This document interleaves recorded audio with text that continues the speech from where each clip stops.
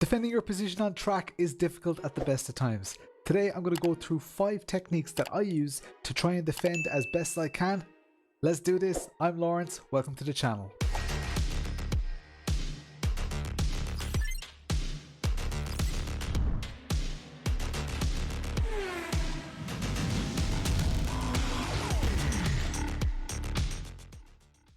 The very first technique that you need to master is getting that inside line. Now, getting the inside line sounds pretty easy, but it's actually quite difficult because when you take that inside line, you're actually compromising your racing line. So you need to be a little bit clever about not only when you do it, but also how you do it. If you do it too early, you're putting your cards on the table. If you do it too late, you could potentially be impeding someone in a braking zone. So here's a good basic example of how you can block off that inside line without compromising your own line too much.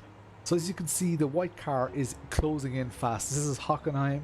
The white car is coming in fast. You can see that I'm moving over towards that right hand side and didn't make it inviting enough for him to pass. Now this is defending P1.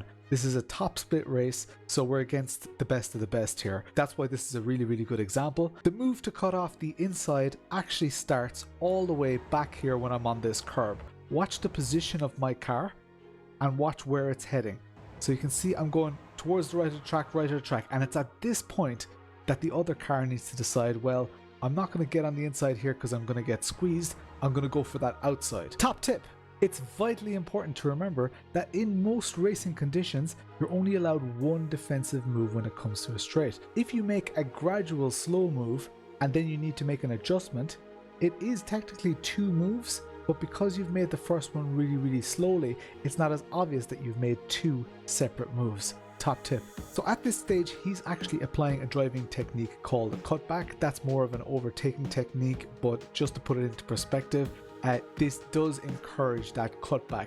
He's going wide, he's going to brake slightly earlier, and he's going to concentrate on that exit. Now, one of the big things when you are defending is you do need to focus on your exit. We'll cover that in more detail in the next point, but you can't go the inside line to the extent where your exits are completely compromised.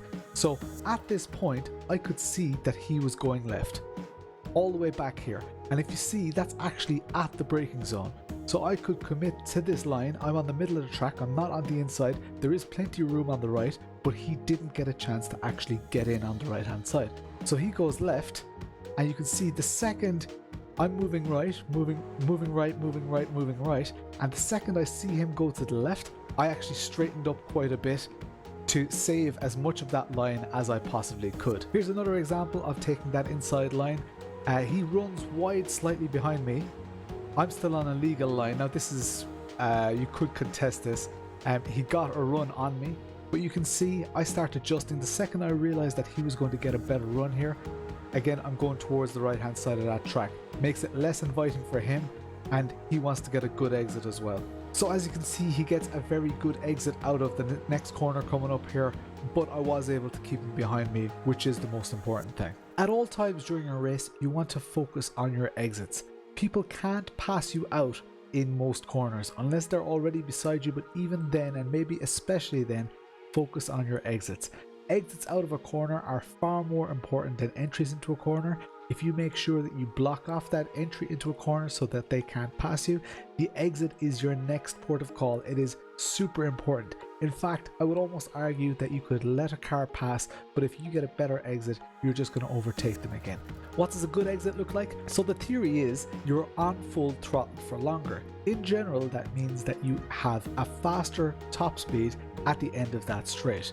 It also means that you spend more time on throttle than your opponents. We know that the throttle makes the car go faster, ergo your car should be going faster. The sooner you can get on that throttle, the faster you'll be going compared to your opponents. Now that may seem insignificant, but even 1 kilometer an hour of a difference makes a massive difference, because it's not just that 1 kilometer. It also means, imagine there's a car right ahead of you. You got on the throttle slightly earlier, you're doing 2 or 3 kilometers an hour faster than them. It's not just at that moment, it's for the entire straight that you are doing that extra 2 or 3 kilometers an hour faster. It also means if there's a car ahead of you and you're in their draft, that grows exponentially. The fact that you're already going quicker, you're catching, The slipstream makes you even faster, so it allows you to overtake even quicker. So whether you're attacking or defending, getting on that throttle as soon as possible is absolutely crucial. Even more so when you're defending, because there's no car ahead of you to give you that tow.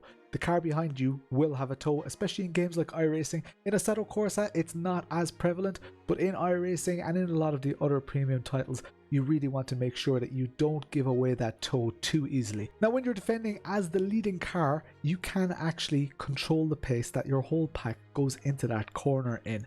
So the pace that you enter in and the point at which your pack is able to accelerate, because you're in the way, there's no way they can go on full throttle without going through you. So as long as you control that position, control the point at which you can exit, that's your only advantage when you're defending a position. Other than that, you need to put into practice the other things that I'm outlining in this video. Third point is, don't overdrive your car. You really don't want to get yourself into a situation where you're making mistakes which invite the overtake. You need to be consistent. It's better to be a couple of tenths a lap slower than to be making a mistake every lap that costs you a couple of tenths.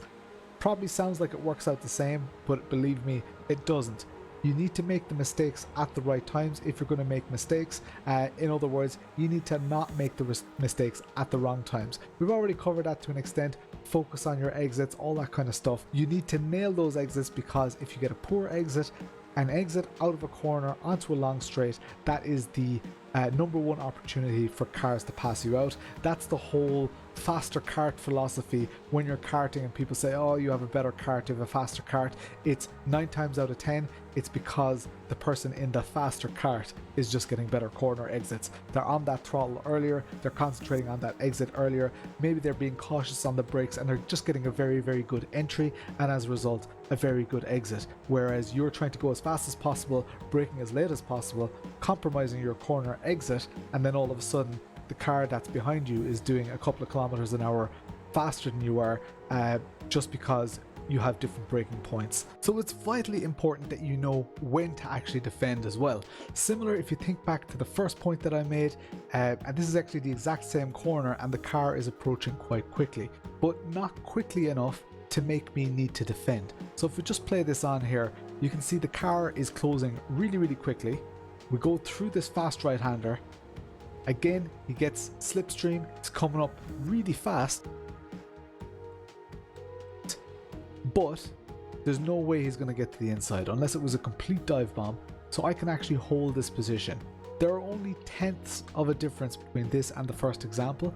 The thing is, one thing that you really need to concentrate on is know when to defend. So even though he gets a better exit, you can see I'm not overly defending here, because this is a very difficult place for him to defend. Pretty much on the middle of the road, there's no way for him to go left or right without compromising both of us and potentially inviting the orange car into the situation. And again, he's attacking really hard here. He actually gets the inside briefly, but the next corner is going to be a left-hander. So rather than overly defending with this guy, I was on the inside, I have the inside, similar to step 1, and I could control that pace. I could send him around the outside. So the next point, sometimes you want to back up the cars that are behind you. Sounds very counterintuitive, but if you think about it, there are only some parts of the track where people can overtake and where they can't.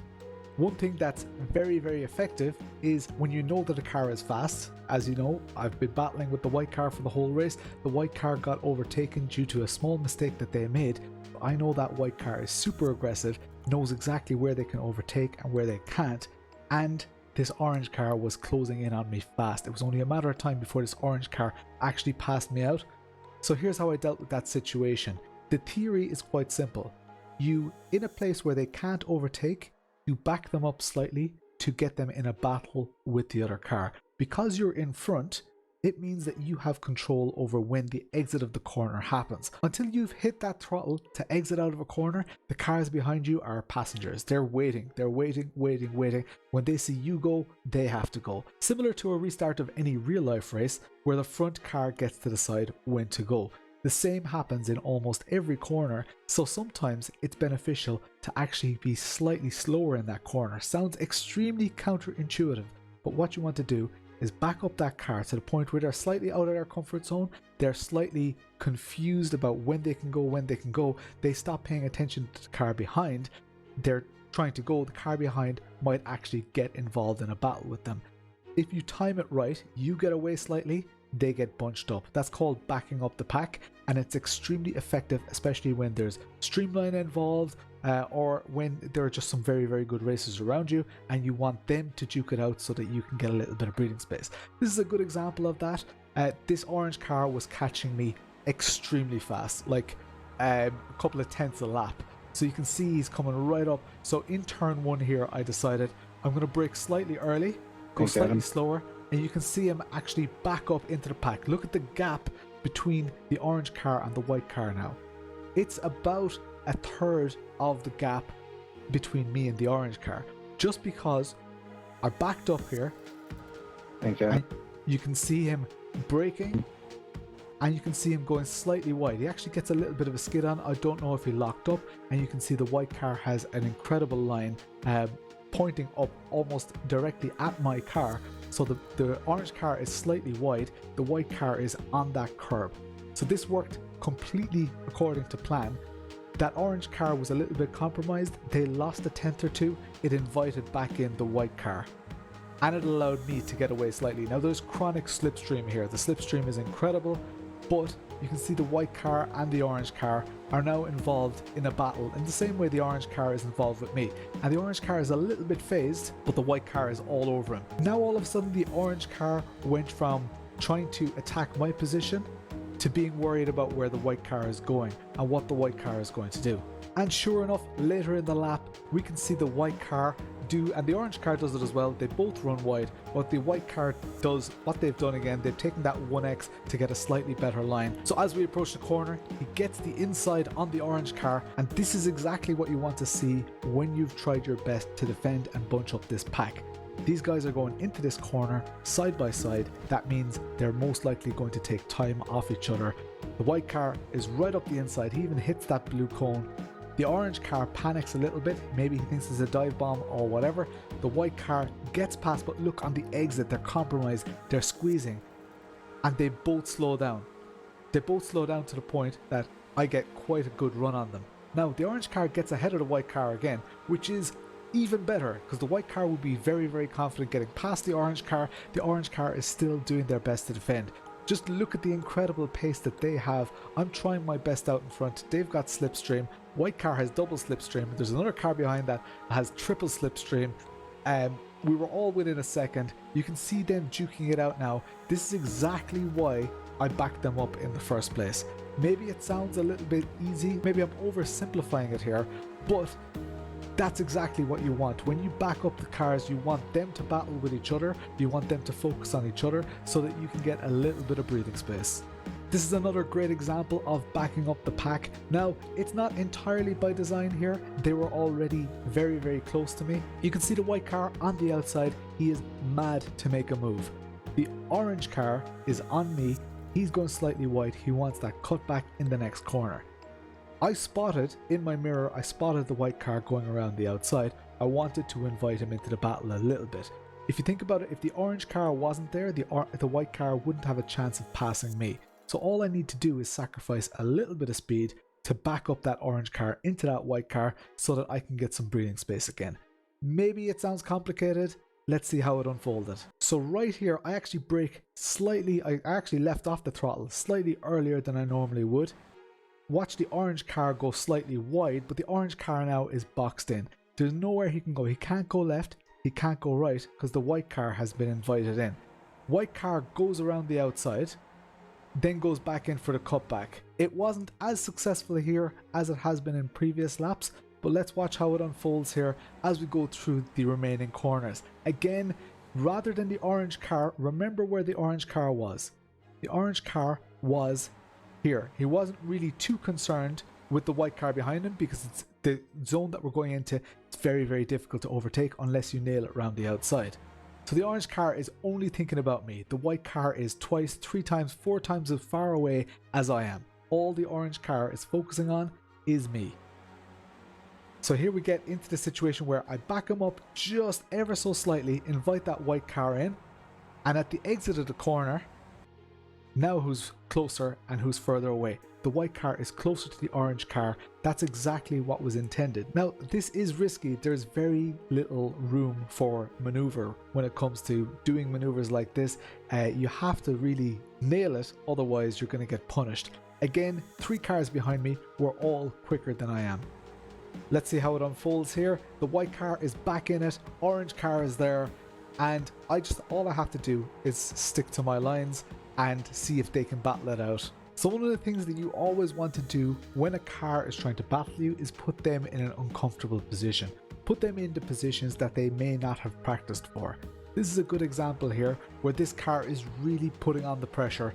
They go around the outside. Now I have the inside so I can be nice and calm on the inside, but now watch this. They get up alongside and this time they actually get the inside. Now by just sticking to my guns, allowing them enough space, you can see he actually drifts slightly wide here, gets a little bit nervous. He's obviously a very good driver. You can't have good defensive driving without 2 good cars on track, otherwise you're just going to end up with carnage. You can see he gets a slight bit of a panic when I squeezed a little bit here. I know that's a fairly aggressive defensive maneuver, but he's on the inside and he has a certain amount of space to play with.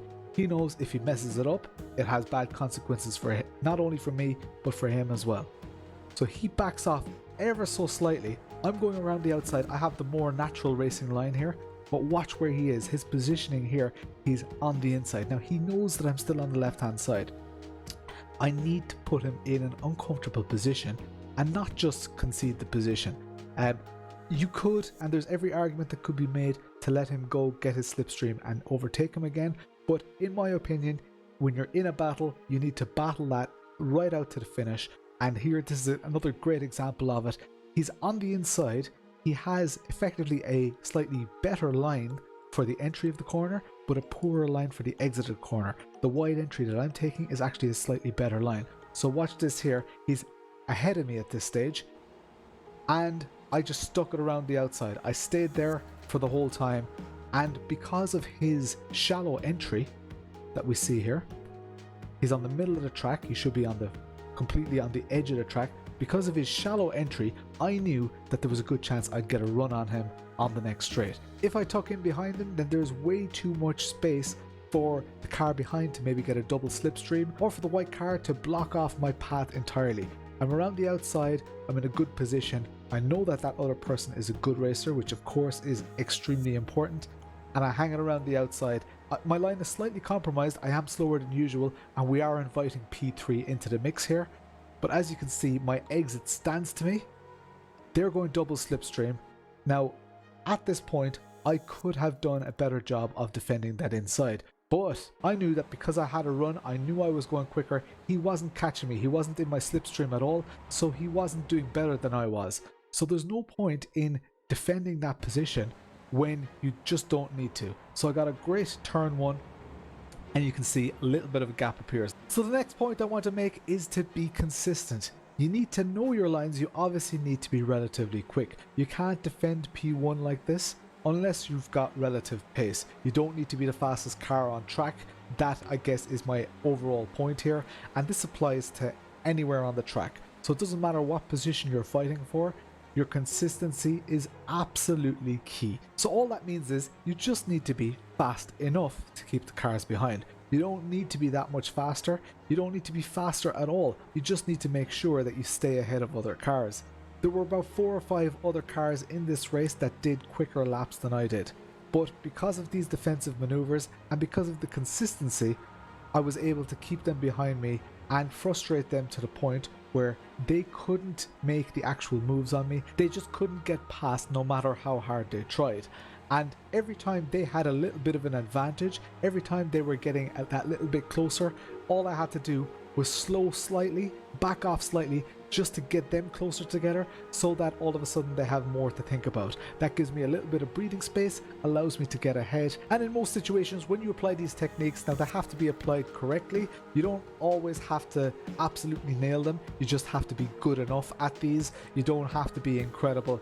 You have to make it difficult for the other cars. If you just pull over and let them pass, that's not going to do anybody any favors. You want to make it extremely difficult So here's a great example of when it doesn't quite work out exactly as you planned. I'm trying to put into practice all my defensive techniques. I didn't make any mistakes here, maybe a little bit of a slide. Look at the run that the number 1 car got on me. He had to back off slightly, but he has slipstream. And watch this, I completely exposed the inside. I was already going towards the middle of the track, but there he goes, he dives up the inside. This was a pretty brave move by him into a very fast corner. I had to hang in there and I had to take that off-track penalty because there was nowhere else for me to go. Stewards would not punish me for that unless I got a significant run and actually passed him out again. I've lost the position here. I was the one who suffered. The very next thing that you want to do, and this is still defensive driving, very important. The second you get past, you need to remind that person that you are still there. Even if that means just getting alongside, backing off, alongside, backing off, you need to remind them that you're quick. You need to remind them that you've already frustrated them. I've backed way off here and the orange car starts to get on my tail. So you have to be consistent, you have to keep nailing those lines, and you need to use that slipstream to your advantage. You need to be aware of those overtaking opportunities and you need to wait for your time to pounce. You can see there he went slightly wide on that turn. I got a bit of a run. This is typical, you've seen this many times. He does the defensive line here and I try to hang it around the outside. So I brake nice and late. I'm actually beside him here. Believe it or not, that was still a legal line. I did not get an off track for that. If I did get an off track, I would have let him go. I don't like getting positions illegally, but I didn't get an off track for this. Took him around the outside. He went on the inside because now he's afraid of the orange car, and somehow I made it stick. At this point, I didn't cut across him because he was almost beside me and he could have gone for that late braking dive. I did leave a little bit of space, hung it around the outside, and then managed to make it stick. He goes back into my slipstream here, and all of a sudden, he's under attack from the orange car again. So, very complex sequence of events, but as you can see, lost the position, regained it. It's all part of defending, and you need to, the second you start losing a position, you need to be fighting for that position again. You can't just let a car go. You can't just, unless you're in danger, unless you can't make the corner or whatever, don't let them go. Unless if they're extremely fast, if they're way quicker than you, by all means let them go. Learn from them, follow them, or just imagine you're racing a different race to them. There's no point in getting too involved with people who are significantly faster. In this case, these people were a couple of tenths per lap quicker than me. Their fastest laps were a couple of tenths quicker than mine, and this was a test of defensive driving, and in the end got the P1 out of it. So I'm extremely happy about that, and it makes for a great video. Now at this point we were approaching the end of the race, and the orange car is getting a little bit frustrated. He's got the pace, he knows the white car behind him has the pace, he knows the black and red car behind him. They all three of them have the pace on me. The only reason they're not ahead is because of the defensive maneuvers that I've put in place. Watch this as we go into turn 2. Again, they go slightly wide. I'm not a fan of that tactic, but some people don't care about safety rating. They don't care about getting those 1Xs. In a real race, you would be punished by stewards for consistently going wide. He does it here to get a run on me. As we go into the corner, I did invite him in a little bit. This is not on purpose. This is just because I wasn't aware how quickly he was approaching. So I took my usual line into the corner and he got very close, to the point that iRacing actually registered this as a contact. You can see there's a slight rotation in my car here. It registered as a contact. Not 100% sure. He was in Mexico or Spain. I'm not 100% sure. Easy, dude. That's me giving out to him on the radio, telling him to take it easy. Look at the pressure I'm under here. Two cars chomping at the bit to try and get past me. They're battling with each other. They're battling me. I don't know if at some stage they decided not to battle with each other and just concentrate on me, because they were P1 and P2 drivers all day long. I was completely in their way. I had a right to be there. I had a right to defend even though I was slower. So this race really showcased all the defensive techniques that I've learned over the years and put them into practice in a race where I was against the odds. I was car number 7, which meant I was the 7th highest I rating in this race. There were 4 cars clipping my heels trying to get ahead of me. They were extremely fast. Their best laps were way quicker than my best laps. Consistency won out, as well as just applying the right techniques at the right time. And as you can see, I ended up getting my first ever top split race win in iRacing Skippies out of this. I hope you all enjoyed it. Thanks a million for watching, and I'll chat to you later.